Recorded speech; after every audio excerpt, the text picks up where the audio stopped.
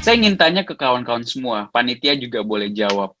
Channel marketing paling populer dari dulu sampai sekarang dan masih bertahan channel marketing apa?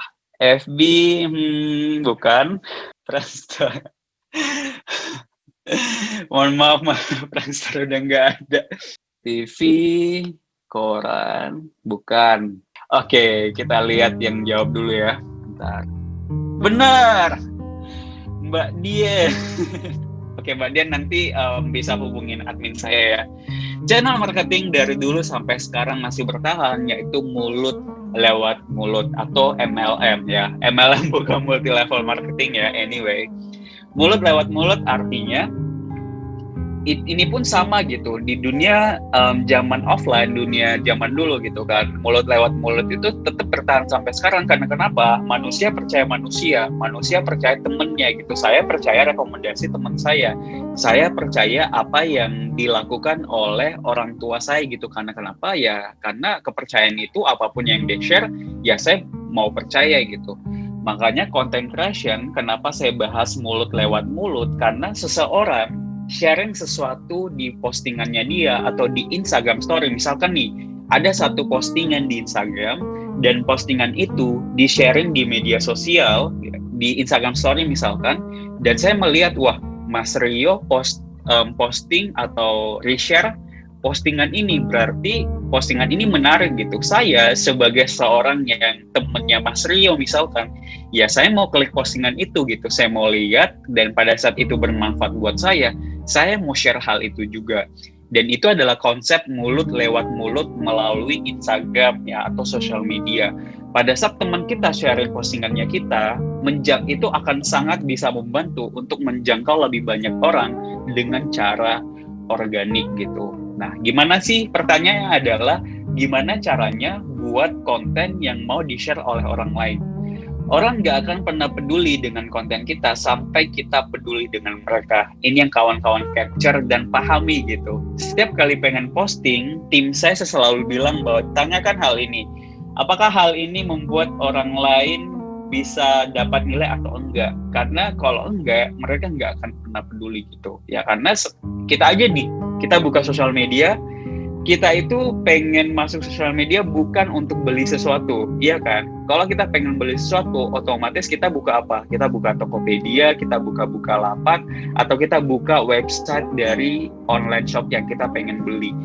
Kita buka Instagram itu untuk nyari inspirasi, nyari informasi, nyari satu hal yang bisa membuat kita lebih terhibur misalkan. Kalau ada konten jualan, ya kita otomatis mengabaikan konten jualan itu. Kalau misalkan kita bisa mengemas konten jualan kita dengan konten yang lebih bernilai, konten yang pengen di-share oleh orang lain, ini akan sangat membantu sekali. Caranya gimana? Konten yang bernilai dimulai dari mana, Far? Konten yang bernilai dimulai dari menentukan siapa yang hero. Ini tadi saya udah bahas sedikit. Intinya adalah di kontennya kita itu harus paham pemeran utamanya itu adalah audiensnya saya gitu. Pemeran utamanya adalah orang-orang yang memang menjadi orang pengen saya attract. Let's say social kreatif. Social media agency di Solo atau misalkan di Jogja itu banyak banget yang udah lebih lama daripada social kreatif. Tapi kok pertumbuhan sosial kreatif bisa lebih cepat? Karena kalau kawan-kawan sadar, coba deh lihat agensi-agensi yang ada di luar sana. Ini bukan menjelekkan ya, hanya ingin memberikan contoh bahwa agensi di luar sana lebih banyak postingannya mereka itu tentang logo, tentang feed Instagram, tentang pokoknya tentang diri mereka gitu, tentang bagaimana hebatnya mereka mendesain, jasa logo, jasa desain feed. Kita sebagai audiens, kita nggak pernah peduli gitu. Sosial kreatif, postingannya tentang apa? Postingannya tentang keresahan pebisnis, tentang gimana caranya menjadi seorang pebisnis yang lebih produktif. Itu semuanya dibahas di sana gitu. Artinya orang lain melihat bahwa sosial kreatif nggak hanya sekedar agensi gitu. Sosial kreatif menjadi brand yang ngebantu pebisnis-pebisnis ini untuk bertumbuh. Dan memang karena sosial kreatif paham yang menjadi hero setiap kontennya sosial kreatif itu adalah pebisnis.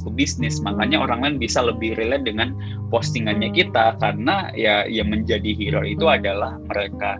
Pada saat yang menjadi hero adalah mereka dan yang kita ngomongin do kontennya kita itu tentang mereka, karena dia merasa bahwa ini adalah tentang diri mereka mau share gitu, mau share di storiesnya mereka. Disinilah viral bisa terjadi. Karena kenapa? Orang lain selalu share gitu. Kalau ada orang lain share dan orang lain lihat bahwa oh teman saya share, saya juga mau share deh karena hal ini bisa bermanfaat.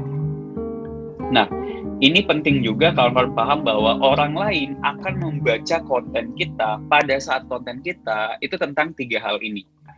Walaupun kawan-kawan misalkan online shop ya, hal ini juga penting. Artinya kayak gini, kadang kita bingung online shopnya kita atau brandnya kita itu fokusnya berapa persen sih dari penjualan dan konten yang bernilai. Saran saya konsepnya 70-30. 70% tentang info produknya kita, 70% tentang foto produknya kita, testimoni produknya kita, 30% tentang konten yang bernilai. Konten yang bernilai ini yang tentang 3 hal ini.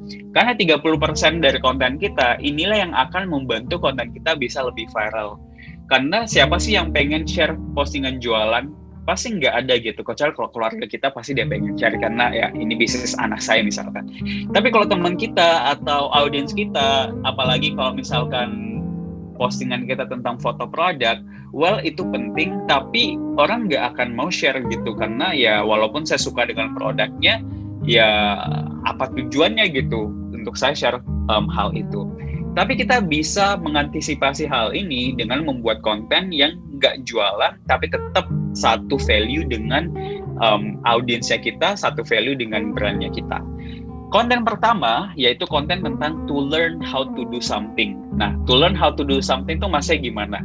Konten-konten yang kita buat, konten yang membantu mereka untuk menyelesaikan sebuah masalah atau misalnya mendapatkan skill yang baru. Misalkan sosial kreatif, target marketnya adalah pebisnis muda. Konten yang dibuat, bagaimana cara produktif sebagai anak muda kreatif. Tips bangun pagi biar kamu bisa lebih produktif. Otomatis orang lain merasa bahwa wah saya butuh hal ini karena saya pengen produktif gitu. Setelah saya baca konten ini, saya bakalan bisa melakukan sesuatu dengan lebih baik, saya bakal mendapatkan skill yang baru, saya akan mendapatkan habit yang baru, dan ini bakalan sangat membantu saya pribadi. Itu yang pertama. Yang kedua, to better understand something. Nah, to better understand something di sini adalah konten-konten yang sifatnya memberikan insight atau misalkan memberikan hal-hal yang sifatnya praktikal. Intinya adalah konten yang kita buat tuh konten yang membuat orang lain tuh mengerti tentang sesuatu gitu, mindset bisnis kah, atau misalkan di dunia fashion kita bisa sharing tentang tips outfit of the day untuk winter ya. Di Indonesia ada winter nggak sih? Atau misalkan di musim panas misalkan, pokoknya banyak hal-hal yang bisa menjadi hal-hal yang ngebantu kawan-kawan semua untuk mereka bisa share postingannya kita. Yang ketiga, to feel something. Ini penting banget. Konten-konten yang nyentuh hati, konten-konten yang lebih emosional, itu bakalan mau di-share oleh orang lain. Kalau kawan-kawan lihat postingan Zanana, ya, kawan tahu Zanana nggak? Zanana itu brand banana chips. Jadi kayak keripik pisang gitu, dan memang rasanya enak banget. Di situ konten-kontennya itu lebih ke emotion, karena emotion itu bukan hanya soal sedih ya. Emotion itu konten yang membuat orang lain setelah nonton video atau setelah baca kontennya kita, dia lebih emosional. Apakah itu lebih sedih, atau lebih bahagia, atau lebih lucu gitu kan. Nah, si Zanana ini mereka lebih nge-konsep brandnya mereka untuk feel something yang lebih komedi gitu. Jadi kawan-kawan tetap bisa memilih gitu antara pengen to learn how to do something, atau to better understand something, atau to feel something. Kawan-kawan bisa milih atau tiga-tiganya juga bisa gitu. Yang paling penting kawan-kawan udah paham konsep porsinya itu seperti apa. Empati adalah hatinya konten marketing. Ya, kalau kita nggak pernah peduli dengan orang lain, orang lain nggak akan pernah peduli dengan kontennya kita. Sebagai seorang social media entrepreneur atau social media marketer, kita harus selalu menggali gitu. Membangun empati ini kan dengan mengenal audiens kita siapa. Makanya penting banget sebagai brand, kawan-kawan semua mulai membangun empati ini dengan peduli dengan audiens kita. Masalahnya apa sih? Keresahan keresahan-keresahan orang di dunia fashion apa sih, memilih baju yang lebih simpel gimana sih. Jadi hal-hal yang sederhana seperti itu, ya masalah-masalah seperti itu, pada saat kita menawarkan sebuah solusi melalui kontennya kita, disitulah empatinya konten marketing gitu. Jadi memang kita harus ngebangun empati di setiap konten yang kita coba untuk bangun. Nah, ini terakhir ya sebelum kita lanjut nanti jam 1. Intinya di dalam sebuah konten yang pengen kita bangun, sebenarnya ada 3 step gitu dalam membuat konten. Pertama adalah capture their problem. Capture their problem, ya setiap orang pasti punya masalah gitu. Dan brand kita adalah solusi untuk masalahnya mereka. Kalau kita bisa membuat sebuah konten yang bisa menangkap perhatian mereka dengan sebuah masalah, mereka bisa langsung berhenti scroll gitu. Wah, saya pengen baca konten ini gitu. Entah itu dengan keresahan-keresahan mereka, entah itu dengan masalah-masalah mereka. Nah, setelah kawan-kawan menjabarkan problem masalah-masalah mereka, baru mulai untuk ngebangun storytelling. Storytelling itu lebih ke cerita tentang masalah atau keresahan yang kawan-kawan coba untuk bagikan di sosial medianya, baru bangun storytellingnya. Storytelling di sini bisa lebih ke cerita tentang masalah orang lain atau masalah kawan-kawan sendiri atau masalah klien kawan-kawan semua, baru tutup dengan bagaimana kawan-kawan menyelesaikan keresahan-keresahan itu. Karena sebagai content creator, sebenarnya content creator itu ya kita membuat konten dari keresahan-keresahan orang lain. Karena ya dengan cara seperti itu, orang lain lebih bisa relate dengan kita, orang lain lebih bisa trust kita, karena konten kita ngebantu mereka dengan hal sesuatu gitu. Intinya ini adalah flow dari pembuatan konten, entah itu video, entah itu microblog, dan memang ini juga kalau kawan-kawan penikmat TEDx itu di YouTube, kawan-kawan ketik aja TEDx, itu TEDx setiap kali yang jadi pembicara, mereka selalu membuka presentasi mereka dengan masalah gitu. Konten-konten yang viral di explore Instagram, apakah itu microblog atau video, mereka pasti selalu membuka dengan masalah. Karena kenapa? Kita sebagai manusia punya intention untuk penasaran pada saat hal itu sifatnya masalah gitu. Apalagi kalau memang itu adalah masalah kita. Yang menjadi masalah adalah audiens kita itu nggak paham bahwa mereka ada masalah. Nah, disinilah tugas kita sebagai brand atau content creator untuk menyampaikan masalah ini. Intinya flow-nya seperti ini dalam pembuatan konten. So, sebelum kita lanjut, saya buka sesi Q&A dulu. Sebelum lanjut di bagian content creation-nya, ada yang ingin ditanyakan? Namanya Mbak Dian ya? Halo Mas. Din. Din ya? Ya, dipanggilnya Din. Oh, Din. Din. Oke. Iya. Sorry ya. Oke. Gak apa-apa, Din, bisa can you dipanggil share Din. apa yang selama ini udah dilakukan? Sure. Jadi baru pertengahan bulan Oktober itu pengen nge-share tentang, kan aku itu lulusan pertanian, sarjana pertanian. Terus aku pengen nge-share, kan lagi hype banget nih tanaman-tanaman selama pandemi. Nah, terus aku pengen nge-share tips-tips aja gitu, tapi lebih fokus ke apa ya istilahnya tuh, gardening pakai air, pakai media air, bukan media tanah. Nah, sampai sekarang sih kontennya tuh udah ada, aku udah bikin, tapi yang baru ke post itu baru 2. Nah, sampai sekarang aku masih lagi mempelajari gitu, apakah konten aku itu bisa terdeliver dengan baik, apakah pilihan bahasanya itu udah bagus, apakah desainnya itu nggak too much gitu. Sebenarnya aku ada pertanyaan nih Kak Fardi. Tadi tuh aku mau nanya, apakah konten-konten yang judulnya pakai angka, kayak misalnya gini, 5 hal yang bisa membuat kamu lebih kurus, 5 hal, 7 keajaiban dunia. Nah, apakah konten-konten yang judulnya itu pakai angka itu tuh lebih menarik, atau itu sama aja kayak konten-konten yang tips-tips biasa nggak pakai angka-angka gitu? Gitu aja. Oke, great. Oh, tentang tanaman ya. Saya juga lagi mikir untuk simpan tanaman di kosan biar lebih enak gitu kalau meeting. Nanti boleh share ya tanaman yang cocok untuk saya. Yang nggak disiram gitu ada nggak sih? Soalnya agak males gitu untuk nyiram. Ada kok, Oke, banyak jadi yang nggak perlu pertanyaannya disanam. ada ya. Oke, siap. Jadi pertanyaannya adalah soal apa yang membedakan antara headline yang sifatnya pakai angka sama headline yang biasa. Ini sebenarnya ada di konsep copywriting. Nanti copywriting ini kita bahas di pertemuan selanjutnya. Tapi nggak apa-apa saya bahas sedikit. Nah, jadi kalau pakai angka itu namanya pakai state ya, pakai STAT gitu, pakai state, dan itu adalah salah satu faktor yang membuat orang lain itu pengen klik postingannya kita. Karena kalau kita pakai angka, orang lebih penasaran gitu. Kalau saya baca ini ada 7 hal yang mungkin saya nggak pernah tahu, akhirnya saya tahu dengan klik ini. Dan memang setelah dilakukan riset itu bisa perbedaannya itu cukup signifikan. Kalau misalkan kita cuma bilang bahwa cara terbaik untuk memelihara tanaman misalkan dibandingkan dengan 7 tips cepat biar tanaman kamu bisa lebih sehat. Sehat nggak sih kalau tanaman? Intinya sesederhana itu gitu, dan itu hasilnya bisa berbeda dan klik itu bisa lebih banyak. Jadi kalau pertanyaannya apakah dengan pakai angka itu bisa, sejauhan saya bisa dan terbukti lebih efisien. Tapi harus hati-hati, jangan semuanya malah angka-angka semua, karena kalau kontennya kita jadinya semuanya angka, orang lain itu jadi nggak penasaran lagi. Jadi kalau misalkan ada 10 konten nih yang pakai angka itu cuma 2-3 aja, sisanya konten yang biasa gitu. Oke Mbak, semoga membantu. Makasih ya Oke, Mas. sama-sama. Jadi konsep content creation yang aku share hari ini tadi, ini adalah hasilnya, dan memang ini ngebantu banget. Ini postingan-postingan sosial kreatif dan dia posting dari klien kita.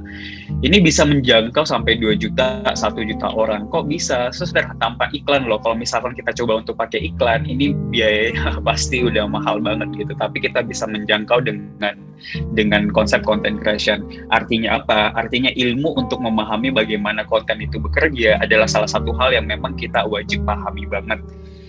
Nah, kita lanjut yang tadi kan ada pada saat kita ngebahas soal content creation, kita ngebahas soal keresahan-keresahan orang lain, terus ngebangun storytellingnya, terus ngasih solusi apa yang kita bisa tawarin dari postingannya kita.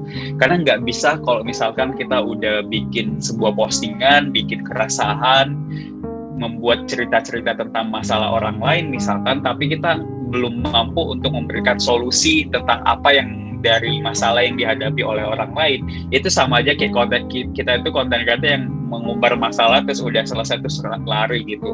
Nah, sebagai content creator kita harus tetap storytellingnya itu harus jelas masalah, cerita, terus lanjut ke how you solve them, masalah solusi apa yang kawan-kawan coba untuk sampaikan. Dan yang paling penting, sampaikan sesimpel mungkin. Nah, kawan-kawan sadar nggak, di luar sana, di Instagram deh khususnya, banyak banget digital marketing yang muncul gitu, digital marketing coach, pokoknya banyak ilmu-ilmu yang di-share. Tapi karena bahasanya terlalu ribet, bahasanya yang terlalu tinggi, sampai orang awam itu nggak ngerti dan kita nggak bisa paham apa maksud dari si content creator ini. Makanya apapun ide konten, sama seperti Mbak Mbak Din lagi pengen buat konten tentang tanaman, sebisa mungkin gunakan bahasa sederhana yang orang awam pun tetap bisa paham apa maksudnya kita gitu. Nggak apa-apa sesekali ngebahas berbagai istilah, tapi jangan sampai itu menghambat orang lain dalam menangkap poin yang ingin kita sampaikan. Jadi kalau bisa, sampaikan poinnya sesimpel mungkin, sesederhana mungkin. Ini ada konsep namanya stories, connections, dan juga experience. Saya jelasin satu-satu. Stories ini kita membangun cerita dari fakta dan keresahan orang lain saat ini. Apakah cerita yang kita bangun membuat orang lain lebih berani melakukan sesuatu? Misalkan orang yang rumahnya sempit tapi tetap pengen punya tanaman, kita coba membangun sebuah story bahwa oke kok untuk walaupun tempat kamu sempit, kamu tetap bisa memiliki tanaman itu. Atau coba keresahan-keresahan orang lain, misalkan big size misalkan, even if misalkan kita memiliki bentuk tubuh yang nggak seperti model, tapi kita tetap bisa terlihat lebih cantik, terlihat lebih sempurna dengan pakaian-pakaian sederhana. Jadi hal-hal yang selama ini menjadi keresahan orang lain, kita membangun sebuah cerita, membuat mereka itu mengambil keputusan dan berani untuk membeli produk tersebut, membeli solusi tersebut, karena ada story yang kita coba untuk bangun.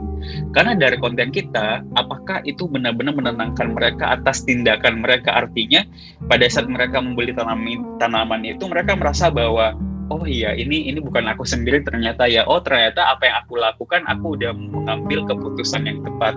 Karena pada saat kita mampu menggambarkan stories itu, disitulah konten-konten kita pengen di-share oleh orang lain. Nah selanjutnya setelah kita membangun stories, orang lain udah paham soal cerita yang ingin kita bangun, kita harus membangun koneksi. Sebagian besar orang itu mulai sendirian gitu, mereka ingin menjadi bagian dari hal yang besar. Maksudnya gimana? Gini, setiap orang yang lagi buka Instagram, ya kebanyakan kita itu sendiri gitu, kita ngebangun bisnis kita sendiri, kita mengambil keputusan sendiri, kita membuat produk kita sendiri. Mereka itu pengen punya koneksi, punya hubungan dengan sesuatu hal yang besar. Nah, apakah konten kita membuat mereka merasa bahwa kalau saya share konten ini, saya menjadi bagian dari sini. Contohnya deh, Yuk Bisnis gitu. Yuk Bisnis kan punya konten yang sangat-sangat menarik sekali. Kalau aku share kontennya Yuk Bisnis, saya merasa bahwa saya anak Yuk Bisnis gitu. Saya adalah anak pebisnis muda yang sharing tentang suatu hal yang sifatnya positif gitu. Makanya sebisa mungkin konten yang kita bangun itu kalau bisa ngebangun koneksi yang membuat orang lain itu merasa bahwa mereka itu bagian dari brand kita, mereka itu bagian dari online shopnya kita, mereka itu bagian dari brand tanaman yang kita coba untuk bangun gitu. Nah setelah connection ada yang namanya experience. Apakah tulisan kita atau apakah konten kita bisa membuat mereka merasakan sesuatu, to feel something seperti yang saya bilang tadi. Karena pada saat postingan kita mereka respon, mereka like, apakah mereka menjadi bagian dari movement yang besar dari apa yang kita coba lakukan. Walaupun itu hanya sesederhana konten gitu. Karena kan mungkin kalau orang merasa bahwa kayaknya ini terlalu apa deh, ini kan cuma ngebahas konten, kok harus bahas soal emosional, harus ngebahas soal pengalaman, harus menjelaskan tentang bagaimana orang lain merasakan pada saat mereka membaca kontennya kita. Karena algoritma dan teknologi itu selalu berubah. Instagram tahun lalu dengan sekarang itu selalu berubah. Apa yang nggak pernah berubah? Psikologi manusia. Makanya di dunia content creation, kalau kawan-kawan pengen lebih mendominasi, sangat penting banget untuk kawan-kawan paham bahwa gimana cara orang mengkonsumsi konten itu nggak akan pernah berubah.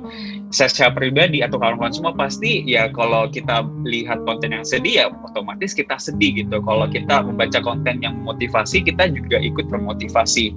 Nah konsep-konsep yang psikologis seperti ini juga penting untuk kawan-kawan pahami biar kontennya kawan itu bisa jauh lebih maksimal. Nah selanjutnya aku akan ngebahas soal bagaimana sih sebuah konten itu bisa viral ya, karena ini adalah cara organik. 3 faktor yang membuat orang itu bisa viral. Pertama adalah konten yang sifatnya membangkitkan emosi. Nah, emosi ini kan banyak ya, ada yang positif, ada yang negatif, dan memang pada saat kawan-kawan buka explore di Instagram atau buka FYP di TikTok, itu pasti ada aja gitu hal-hal yang negatif yang viral karena memang orang lain senang mengkonsumsi hal-hal yang membangkitkan emosi. Apalagi kalau sifatnya negatif itu cepat banget. Tapi bukan berarti bahwa kita sebagai brand kita juga harus mulai untuk sharing sesuatu hal yang sifatnya negatif, enggak juga gitu. Yang paling penting kita paham konsepnya tuh kalau kita coba untuk sharing sebuah konten atau membuat sebuah konten yang sifatnya membangun emosi, entah itu emosi bahagia, emosi positif, yaitu konten kita akan kebantu banget untuk bisa viral. Kedua, apakah konten kita itu bisa menyampaikan pesan positif gitu, entah itu berupa kutipan atau misalkan insight-insight positif dari tulisan-tulisan orang hebat. Walaupun misalkan kita saat ini online shop, terus kita merasa bahwa aku tahu bahwa konten positif, apalagi tulisan-tulisan positif itu memang penting gitu. Tapi sayangnya saya belum punya ide-ide untuk saya elaborasi, untuk saya jadikan konten gitu. Apakah bisa saya mengambil konten orang lain gitu, tulisan orang lain, terus saya jadikan konten saya dengan desainnya saya? Saran saya boleh-boleh aja. Yang paling penting kita nggak nyolong. Nggak nyolong itu maksudnya adalah kalau kita ambil kutipan orang lain, ya kita tulis kutipannya, terus harus ada siapa penulisnya gitu, harus ditulis siapa penulisnya. Karena pada saat kita sendiri mengabaikan atau nyolong konten orang lain, itu juga nggak baik untuk brand kita sendiri. Tapi harus kita desain ulang dan mulai untuk ngedesain gaya brand kita sendiri. Dan yang ketiga yaitu konten yang bisa viral adalah konten yang sifatnya mengajarkan orang lain sesuatu. Kalian sadar nggak kalau buka YouTube biasa ada secara random video-video technical seperti bagaimana belah durian, bagaimana cara memanen gitu atau menanam padi misalkan. Banyak sifat-sifat video yang sifatnya praktikal itu tuh banyak banget yang nonton. Karena kenapa? Mereka belajar sesuatu dari video gitu. Pasti kawan-kawan juga pernah buka video-video masak di YouTube. Itu karena kenapa? Karena ya dia ajaran kita sesuatu. Kalau kita nonton, kita dapat sebuah value. Tapi cover, saya kan online shop ya. Saya punya brand, misalkan brand fashion, jualan baju. Apa hubungannya dengan mengajarkan mereka sesuatu? Justru dengan fashion, kita bisa buat konten yang sifatnya mengajarkan mereka tentang bagaimana melakukan OOTD, bagaimana melakukan mix and match untuk warna-warna peach misalkan, atau warna-warna yang soft misalkan. Itu kan hal-hal yang membuat orang lain bisa belajar, dan disitulah konten kita bisa menjangkau lebih banyak orang lagi. Nah, poin pertama untuk kawan-kawan bisa paham soal isi konten ya, karena kan kadang kita udah tahu value kita apa, ya kita tahu bahwa apa yang ingin kita bahas, tapi terkadang konten yang menjadi fitnya kita bingung gitu, bahasnya apa lagi ya, kehilangan ide gitu. Poin pertama yang kawan-kawan wajib pahami yaitu soal social currency. Orang lain senang membicarakan hal-hal yang membuat mereka terlihat pintar. Artinya apa? Pada saat kita membuat konten yang membuat mereka terlihat pintar, misalkan nih, ada beberapa istilah yang kita coba untuk jabarkan di dalam kontennya kita, tentang tumbuhan misalkan, kalau yang bisnis soal tanaman misalkan, dan kita coba sharing dan highlight hal-hal seperti itu. Dan pada saat mereka respon konten itu, mereka mau share konten itu, karena mereka merasa bahwa saya pintar, saya terlihat pintar karena saya share konten ini gitu, karena saya memiliki selera tanaman yang tinggi gitu. Intinya adalah konten ini, konten social currency itu lebih ke kita membuat konten untuk membuat orang lain tuh merasa lebih pintar kalau dia konsumsi kontennya kita. Nah, poin kedua yaitu soal keresahan. Dari tadi saya selalu ngebahas keresahan karena memang ya semua konten saya, semua konten beberapa klien saya, even dia kuliner, fashion, F&B gitu kan, mereka tetap ngebahas keresahan-keresahan audiens yang mereka, karena ya semua orang came up dari sebuah masalah. Nah, hal-hal sederhana yang belum bisa diungkapkan oleh netizen, kita ungkapkan melalui sebuah konten. Jadi, kalau saya secara pribadi, cara saya membuat konten, step satu adalah saya coba untuk lihat orang-orang di sekitar saya yang memang menjadi target marketnya saya. Let's say kalau misalkan saat ini bangun bisnis kecantikan, misalkan saya lihat orang sekitar saya yang memang akan menjadi target market saya, keresahan dia apa sih? Oh iya, PSBB mereka belum bisa keluar rumah nih untuk ke klinik kecantikan misalkan. What if kalau misalkan aku membangun sebuah storytelling yang membuat mereka merasa bahwa it's okay untuk nggak ke klinik kecantikan, even if kayak perawatan di rumah aja mereka tetap bisa. Itu ada sebuah masalah yang saya coba untuk gambarkan dan solusi yang saya coba untuk tawarkan gitu. Artinya kalau kawan-kawan mampu came up dengan keresahan-keresahan mereka, itu akan sangat-sangat membantu sekali. Dan saya pun kalau lagi brainstorming ide ya, karena mood manusia kan naik turun ya, jadi kita nggak bisa selalu memiliki ide-ide yang menarik, ide-ide yang up to date. Itu kita nggak selamanya bisa update gitu atau punya mood yang baik untuk membuat sebuah konten. Makanya penting banget untuk kawan-kawan semua punya bank ide. Nah, di bank ide ini saya selalu list ide-ide apa yang saya ingin bahas, dan saya selalu mulai dengan keresahan customersnya saya gitu. Jadi tulis aja kalau lagi banyak ide, oke, keresahan tentang berat badan, keresahan tentang bagaimana penampilan, keresahan tentang bagaimana mereka makan yang lebih sehat misalkan. Pokoknya banyak hal-hal yang menjadi isu, itu yang kita coba untuk bawa di dalam kontennya kita. Tetap konsep yang saya bilang ini adalah konsep 30% konten yang bernilai yang tadi saya coba share ya.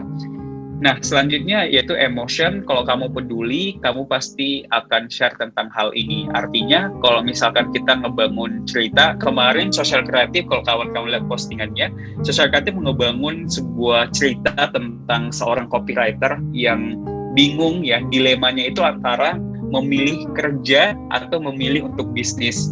Karena nggak selamanya bisa kerja dengan orang, dan dia juga punya impian. Dan ini adalah keresahan banyak anak muda gitu. Saat ini lagi kerja dan udah bosan dengan kerjaannya dan merasa bahwa saya ingin mengejar mimpi, tapi pada saat mereka mengejar mimpi mereka merasa bahwa belum cukup finansial untuk ke arah sana. Apa yang aku harus lakukan gitu. Kalau kita mampu membuat storytelling yang memang masalah-masalah kebanyakan orang alami, khususnya untuk audiensnya kita, disitulah konten kita bakalan bisa di-share oleh lebih banyak orang lagi.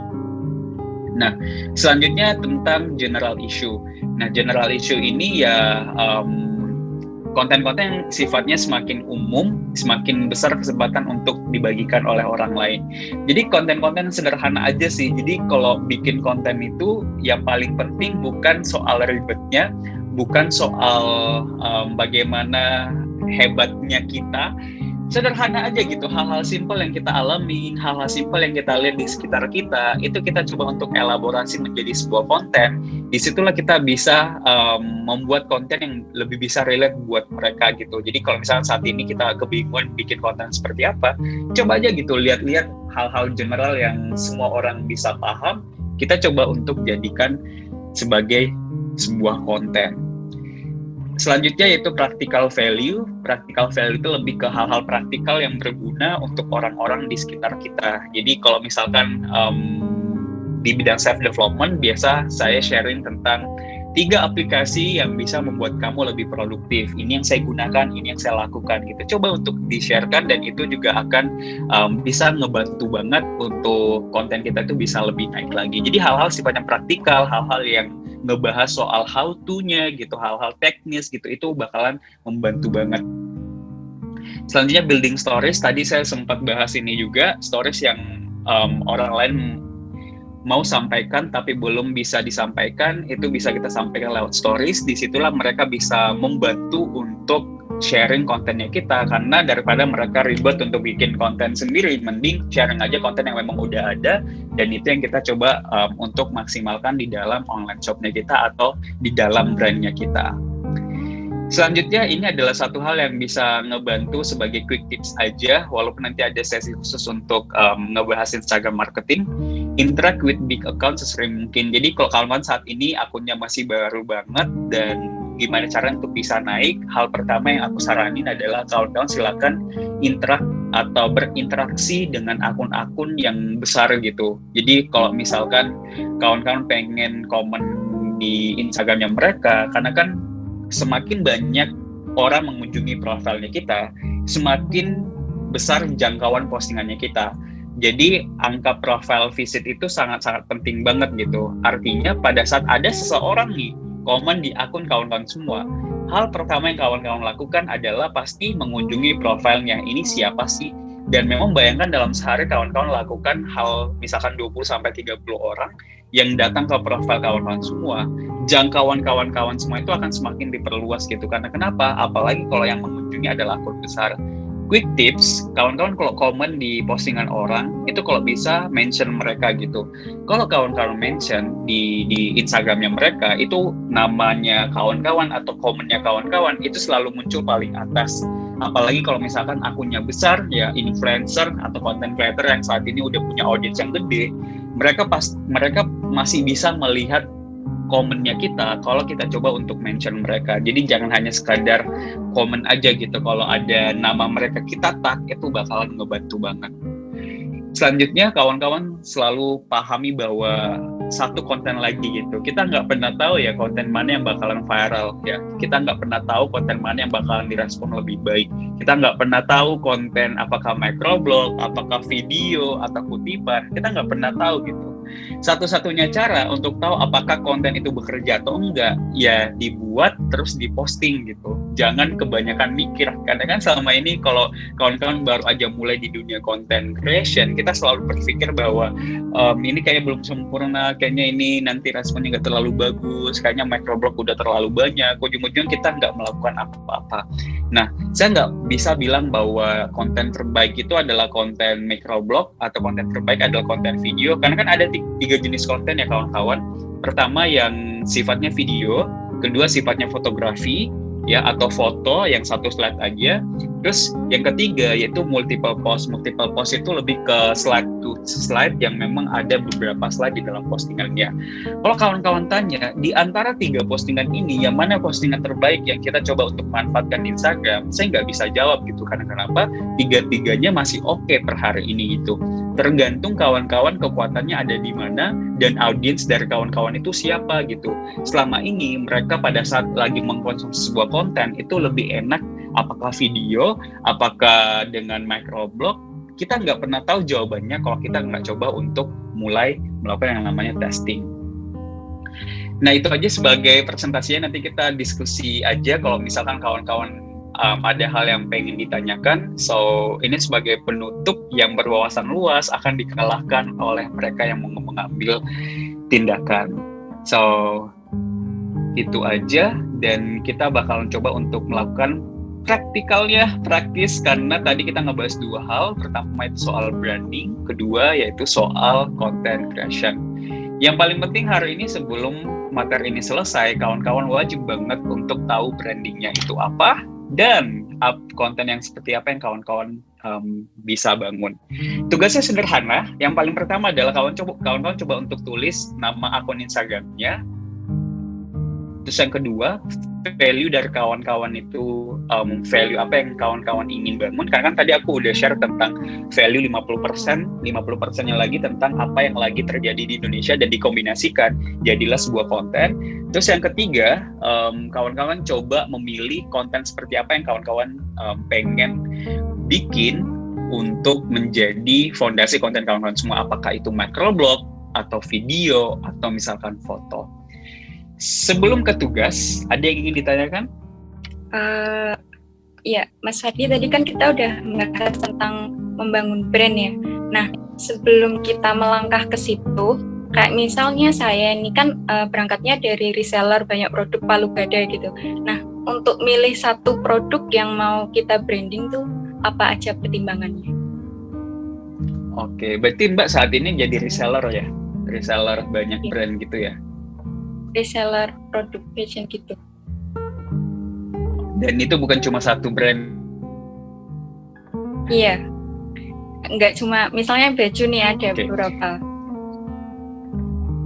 Oke, nah kita sebagai seorang reseller yang memang menjual banyak produk, itu kita juga wajib banget membangun community brandnya kita. Artinya Mbak Nadir coba untuk membangun satu brand sendiri, dan walaupun di dalam brand itu banyak brand-brand yang Mbak jual, yang paling penting yang dikuatin itu adalah brand yang menjadi community brandnya Mbak. Misalkan namanya apa ya, Mbak Nadira bisa anggap aja sebagai sebuah perusahaan gitu, perusahaan yang menjual berbagai macam brand. Karena kalau ini membangun brand kan butuh waktu ya. Kalau misalkan nanti Mbak Nadir kan pasti punya visi untuk membangun brand fashion sendiri, dan pada saat udah punya nih nama tersendiri gitu kan, di luar dari nama-nama brand yang jadi resellernya, itu akan sangat membantu sekali. Jadi saran aku pribadi, mending buat satu payung ya, satu brand yang menjadi payung, dan itu yang membuat banyak reseller bisa bertumbuh gitu, bukan dari level reseller terus menjadi business owner, karena mereka membangun community brandnya gitu. Sama seperti tahu nggak Fabil Skincare juga awalnya resellernya Dewa Eka Prayoga gitu.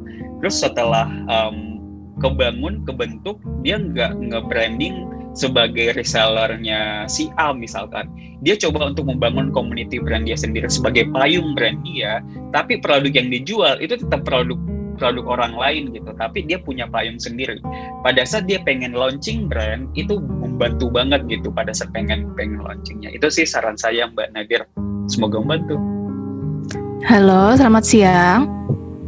Selamat siang Mbak Vina. Ya, selamat siang Kak. Ya mau nanya nih, kalau misalnya kita sudah punya brand, tapi sebelumnya itu untuk pembuatan konsep brandnya atau pokoknya brandingnya itu ternyata kita tuh merasa kurang matang, atau jadi kita merasa brand ini kok ternyata kurang cocok ya dengan kita gitu. Terus ternyata kalau misalnya kita pengen nih rebranding brand kita dengan brand yang berbeda, tapi dengan akun yang sama. Jadi kita udah punya Instagram nih, sudah ada brand itu, tapi kita mau mengubah brand itu. Nah itu gimana caranya biar followers kita itu tidak kaget setelah kita merubah brand kita. Oke. Terima kasih. Siap, makasih pertanyaannya. Nah, rebranding ini berarti nggak ganti nama ya, cuma ganti konsep, warna, dan lain sebagainya. Atau mau ganti nama juga?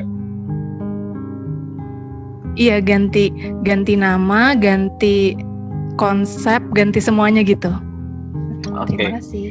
Nah, jadi hal yang paling pertama sebagai fondasi, apakah bisa ngeganti sebuah brand kita gitu aja? Sebenarnya bisa aja, aman-aman aja. Kalau memang mau dibangun dari awal. Tugasnya kita di sini adalah komunikasi. Nah, kemarin sosial kreatif kita sih nggak ngubah nama ya, cuma ngubah konsep aja. Kita melakukan pengumuman di Instagram Stories-nya kita sebagai highlight. Karena itu bakalan ngebantu banget biar first kita nggak shock gitu. Dan Mbak, namanya Mbak Vina ya. Mbak Vina harus siap bahwa akan ada yang unfollow gitu, karena memang mereka belum mampu melihat dari brand baru ini. Makanya tugasnya Mbak Vina kalau udah ngeganti nama, minimal ada 6 postingan langsung gitu diposting di awal, biar mereka bisa mampu melihat perbedaan dari akun sebelumnya sama sekarang. Apa sih yang membedakan, value apa sih yang mereka pengen bahas, dan itu yang paling penting, highlight why-nya itu di Instagram Stories-nya Mbak, kenapa akhirnya memutuskan untuk mengubah nama. Itu sih, jadi komunikasi yang paling penting, dan salah satu cara untuk kita bisa komunikasi ya lewat Instagram Stories itu. Dan itu harus dijadiin highlight selama 1-2 bulan lah di Instagram Stories-nya, why we change, atau misalkan new look, atau apapun yang menjadi istilah untuk brandnya Mbak Vina. Gitu, semoga membantu. Kalau Mas Fardi, untuk yang tugas ini nanti, itu mau dikumpulkan di next class atau gimana rencananya? Sebenarnya sih pengen ngumpul hari ini, tapi saya yakin ini agak sedikit berat kalau dikumpul hari ini. Next class aja ya Mas. Jadi sederhana banget tugasnya buat kawan-kawan semua. Jadi coba untuk pertama highlight value brandingnya kawan-kawan itu apa sih. Jadi memang harus putuskan personal brand atau pengen ngebangun community brand. Kita nggak bisa ngebangun dua hal sekaligus, apalagi kalau kawan-kawan masih baru. Setelah memutuskan bikin personal brand misalkan, selanjutnya adalah value apa yang kawan-kawan pengen bangun di akun Instagram kawan-kawan. Dari brand statement-nya seperti apa, brand guideline-nya seperti apa. Seperti yang di slide yang tadi, kawan-kawan coba untuk jabarin. Terus yang paling penting, mood board dari kawan-kawan semua itu pengen warna yang seperti apa, feed desainnya itu pengen warna-warna yang kayak gimana gitu. Kalau saran saya ambil aja di Pinterest, di situ banyak banget. Kalau kawan-kawan udah punya, ya udah nggak perlu lagi ambil di Pinterest, capture aja. Itu aja sih so far sebagai tugas awalnya kawan-kawan semua. Untuk pembuatan kontennya nanti next meeting lah kita ngebahas lagi untuk tugas konten.